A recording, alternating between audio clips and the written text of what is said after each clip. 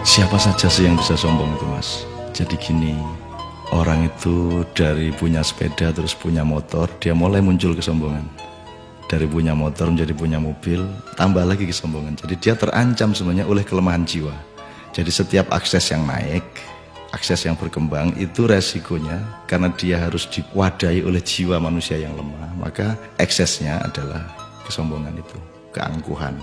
Jadi singkat kata, makin kita kaya, makin terancam untuk hancur oleh kesombongan. Dan ini bukan hanya soal kaya, makin pinter juga biasanya makin sombong, Mas. Jadi ada yang namanya kesombongan feodal, itu untuk orang-orang kaya. Ada kesombongan kuasa, itu orang tuh makin berkuasa makin sombong, makin tidak tahu bagaimana berdiri sejajar dan dengan orang lain.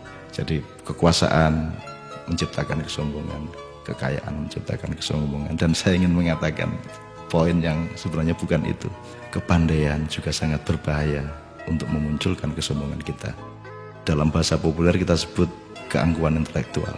Tapi yang lebih berbahaya lagi, menjadi orang soleh, orang alim itu juga bisa menimbulkan kesombongan. Jadi banyak orang-orang yang beragama dengan tekun, salah satu hasilnya adalah dia sombong atas orang lain.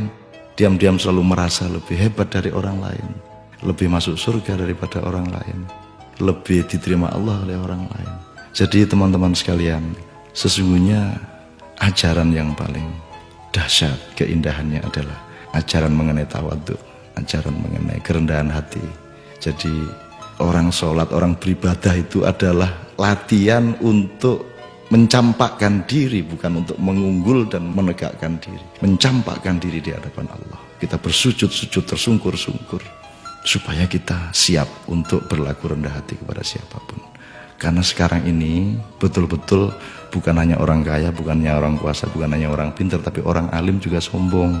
Itu namanya kesombongan kesombongan orang alim. Jadi tidak lantas kita jangan jadi alim supaya tidak sombong, atau jangan tidak kaya supaya tidak sombong, tidak begitu. Tapi kayalah tapi tidak usah sombong, kuasalah tapi rendah hati, pandailah, karena itu menjadi justru lebih arif dan menjadi alim serta solehlah, supaya engkau mampu merendahkan dirimu di bawah orang yang paling rendah pun di kampung-kampung yang kumuh tempat engkau lewat dengan kakimu. Terima kasih.